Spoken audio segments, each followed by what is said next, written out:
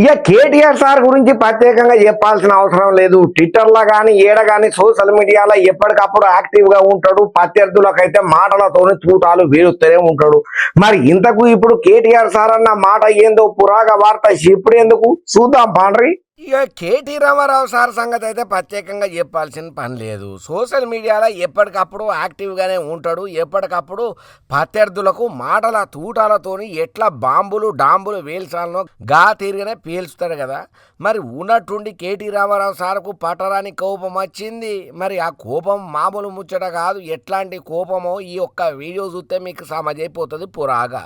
సబితక్క ఇవాళ కాదు, ఇప్పుడే సత్యక్క చెప్పినట్టు సబితక్క రేవంత్ రెడ్డి గారు జెడ్పీటీసీ కాకముందే మంత్రి అయిన సీనియర్ నాయకురాలు. అట్లాంటి సీనియర్ నాయకురాలకి నిన్న మహేశ్వరం నియోజకవర్గంలో ఓడిపోయినమో కృషి మీద కూర్చోబెడతారట, గెలిచిన వాళ్ళని మాత్రం కింద కూర్చోవన్నట. మనం పిచ్చోళ్ళకి వాడు కారు అట్లు ఇస్తుంటే వాడు ఇంకోటి చేస్తుంటే పోజులు కొడుతుంటే మనం చూడాలంట. అక్క ఏమనలే పాపం, కానీ కార్యకర్తలు ఊకుంటారా? ఊకోరుగా. అరే మా మేడంకి అవమానం జరుగుతుందని లొల్లి పెడితే ఇలా హోంమంత్రిగా పనిచేసిన అక్క మీదకి గింతంత పోలీసు వాళ్ళు ఎగిరిపోయి రెచ్చిపోయి మాట్లాడుతూ ఉన్నాడు. నేను ఇలా పరిగి మాత్రమే కాదు, రాష్ట్ర వ్యాప్తంగా ఉండే కలెక్టర్లు, ఐఏఎస్ ఐపీఎస్ అధికారులకు నేను ఒక్కటే గుర్తు చేస్తున్నా, గుర్తుపెట్టుకోమని చెప్తా ఉన్నా. ఇలా మీరు పచ్చి అబద్ధాలు ఆడుతూ ఉన్నారు ఐఏఎస్ అధికారులు కూడా. మొన్న ఇక్కడ చూసిన నేను ఖైరతాబాద్లో ఒక ఐఏఎస్ అధికారి ఒక ఐపీఎస్ అధికారి ఇద్దరు చిలక పలుకులు పలుకుతున్నారు. ఏమని? 10 ఏళ్లలో ఒక్క రేషన్ కార్డు ఇవ్వలే. కాంగ్రెస్ వాళ్ళు మాట్లాడినట్టు మాట్లాడుతున్నారు. నేను వాళ్ళందరికీ ఒకటే చెప్తా ఉన్నా, ఎక్కువ టైం లేదు. 2-2.5 ఏళ్లలో మళ్ళీ మేమే వస్తున్నాం.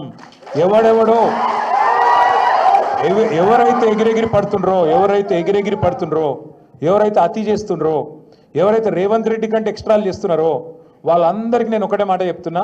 నేను ఇదివరకు కూడా చెప్పినా, మళ్ళీ కూడా చెప్తున్నా, బరాబర్ ప్రతి పేరు రాసి పెట్టుకుంటాం, ప్రతి ఒక్కరి మాటలు యాది పెట్టుకుంటాం.